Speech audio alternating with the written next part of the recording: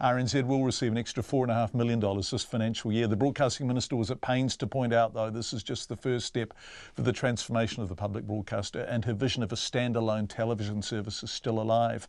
Of the $15 million allocated in the May budget, RNZ will get less than a third. The rest of the money will go into a new innovation fund and to New Zealand On Air. Here's our political editor, Jane Patterson.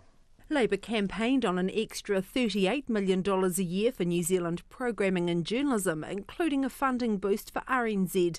The Minister, Claire Curran, says this money is just the start. We can't do all of this at once, so we're prioritising the evolution of RNZ. The Chief Executive of RNZ, Paul Thompson, says the funding boost is good news. The $4.5 million, which is direct to us, it's like a dose of steroids. It's going to allow us to go faster and stronger with our current planning and the things that we want to do.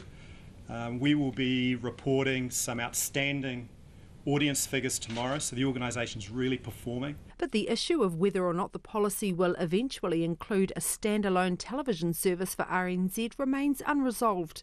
The Minister says it's still in her long-term plan. This is the beginning of a process. The plan has not changed.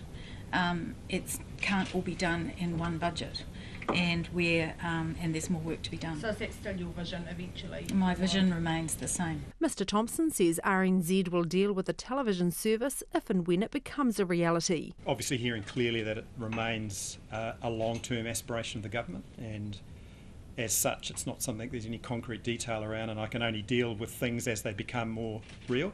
But our position has always been that we're interested in multimedia content, and a very strong component on that is strong video storytelling. Michael Stiasny heads the advisory group that made the recommendations about the funding split. He says its conclusion is a television service is not feasible in the short term, as there are other more immediate priorities. We have very large Maori population that has not got to rail or any of those other issues as well founded as it should have.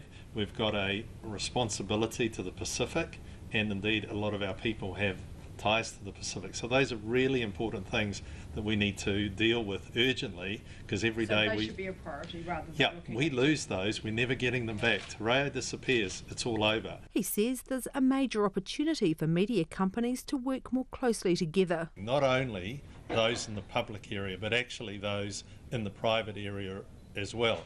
And what if you had a vision, what we would really like to see is, because resourcing is scarce, we could envisage a environment where every media organisation, publicly owned, privately owned, working together to best use the resource to get an outcome. The advisory group will provide the Minister with further advice later this year about the functions, role, scope and initial membership of the Permanent Public Media Funding Commission. From Parliament for Checkpoint, Jane Patterson.